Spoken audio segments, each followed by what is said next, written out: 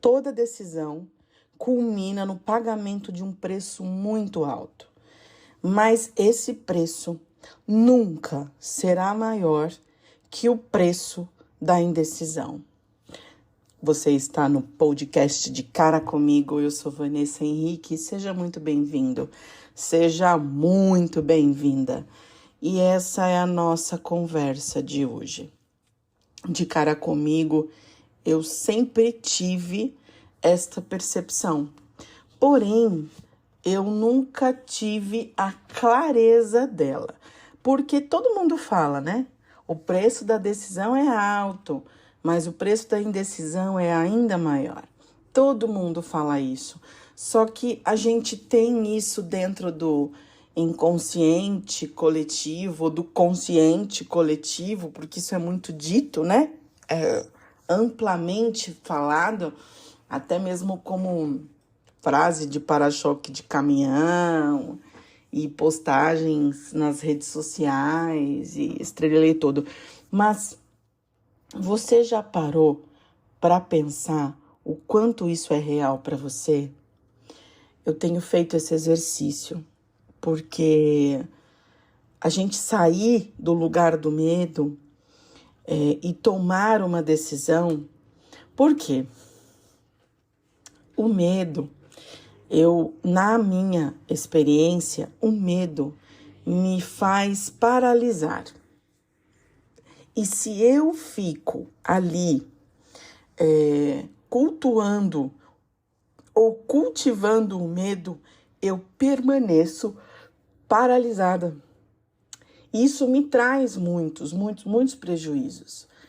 E essa coisa de decidir ficar no medo, de estar no medo, na realidade eu também leio como uma decisão. Não escolher também é uma decisão. Então, quando eu olho para a infinidade de possibilidades que eu tenho na minha frente de escolha, não escolher nenhuma delas porque eu tenho medo do preço que eu vou pagar, também é uma decisão. E eu estou dizendo isso porque eu gravei um podcast esses dias falando sobre uma fala que uma pessoa do meu círculo profissional, duas pessoas, fizeram para mim. E que no primeiro momento eu encarei como uma crítica. E depois eu encarei como mais uma coisa para eu refletir e pensar sobre mim mesma. Essas duas pessoas disseram: a Vanessa é autossuficiente. E eu encarei aquilo como uma cutucada do tipo, você sempre se comporta como se não precisasse de ninguém. E veja a minha crença nisso. Quando eu fui perguntar para essas duas pessoas, elas disseram: não, a gente acha você sim autossuficiente e, inclusive, isso para nós é um elogio, porque a gente sempre vê que você não fica presa em ninguém para tomar as suas decisões. Você não tem dependência emocional. E aí isso me rendeu uma outra reflexão, porque, pera lá, as pessoas estão me vendo desta forma, no caso essas duas pessoas, né, essa amostra, duas pessoas, estão me vendo do lugar de quem não tem dependência emocional, mas eu não me vejo assim. Nossa, muito pelo contrário. Mas como eu tenho o péssimo hábito de ser extremamente exigente comigo e não reconhecer aquilo que eu sou de fato, então eu parei para pensar. Porque, de verdade, eu tenho muitas conquistas. Eu não estou no lugar que eu quero, mas eu já saí do lugar onde eu estava com relação à dependência emocional. E o que é dependência emocional? Eu falei num dos podcasts aí. O que é essa dependência emocional? Né? Acho que foi no podcast 91. Enfim, essa dependência é quando o estado ou a ação de um interfere diretamente no meu estado e nas minhas decisões. Então eu fico ali dependendo do estado do outro para que eu possa basear as minhas ações e as minhas decisões. E isto não é uma relação saudável, porque eu fico o tempo todo dependendo do outro, e o outro é o outro, quem quer que o outro seja. Se é marido, se é filho, se é mãe, se é pai, é irmão, não interessa, é o outro, é o outro. E eu sempre tive esse padrão de funcionamento, de depender, porque lembra que eu me achava inadequada? Eu me achava completamente fora daquilo que eu via, né? E eu me achava, só que eu me achava assim e me criticava por ser assim.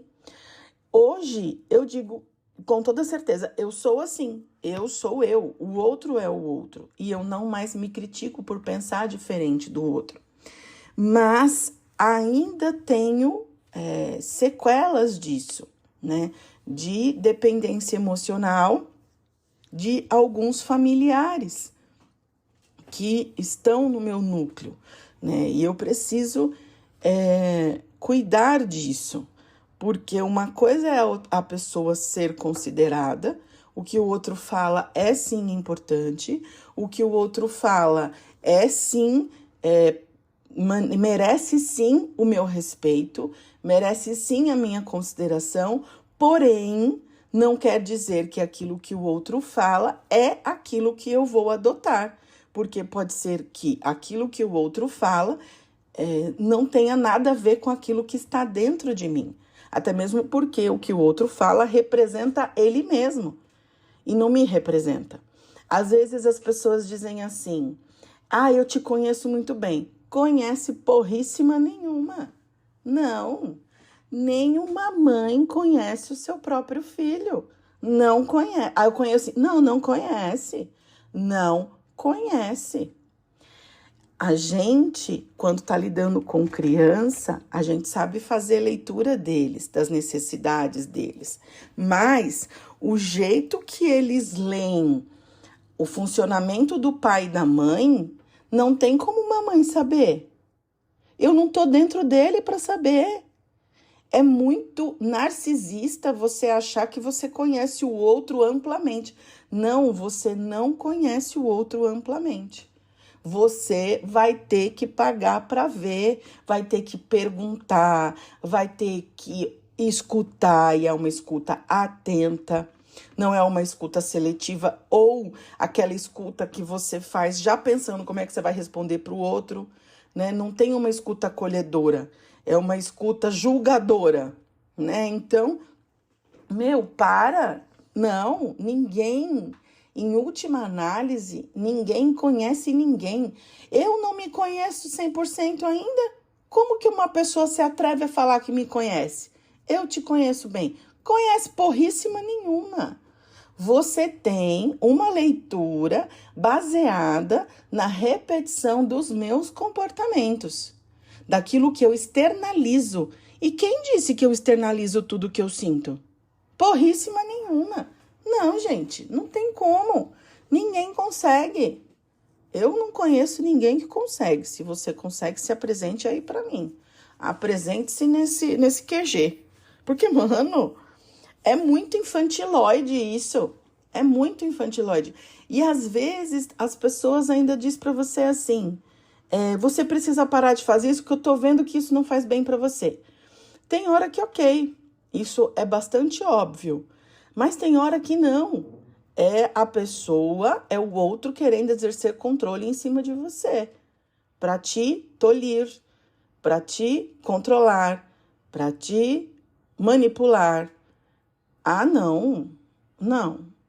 E a gente também tem que ter bala na agulha e café no bule para saber discernir uma coisa da outra. Porque foi o que eu disse. O que as pessoas falam sobre nós merece respeito e consideração, mas merece o seu devido lugar. É o outro falando de você, e o outro é só o outro, seja quem for esse outro. Então, esta relação de dependência emocional, Eu já avancei pra cacete, mas eu não cheguei aonde eu quero, não. E a frase que eu comecei a dizer, que toda decisão cobra um preço alto, mas é muito mais alto o preço da indecisão, eu comecei com essa frase por conta desta decisão que eu tomei, que eu ia cuidar de eliminar as dependências emocionais da minha vida. Chega de codependência, chega de dependência emocional, chega de ficar baseando o meu estado, as minhas atitudes, as minhas ações naquilo que o outro quer, chega de achar que eu tenho a função de suprir a expectativa do outro, chega disso. Eu decidi isso, decidi um pouquinho, vi que dava certo, fui mais um pouquinho, vi que dava certo, fui mais um pouquinho, vi que dava certo. Isso é muita terapia na veia e muito estudo. Muito vamos pensar, vamos refletir, muito diário escrito. Muita anotação, muito choro, muita dor, muito sofrimento, muita cara feia, muita rejeição, porque na hora que você para de fazer para as pessoas aquilo que você sempre fez, elas ainda taxam você de culpado. Ai, você tá diferente. Você não é mais a mesma Vanessa. Ai, porque você era mais legal. Porque você estava mais disponível, porque você fazia mais as minhas vontades. Porríssima nenhuma. Para fazer para você aquilo que atende a sua necessidade, eu estava sacrificando a minha. Você que atenda a sua e eu que atendo a minha. E quando rolar uma coisa de um apoia o outro, que bacana, vamos caminhar juntos. Eu tô disponível para caminhar junto.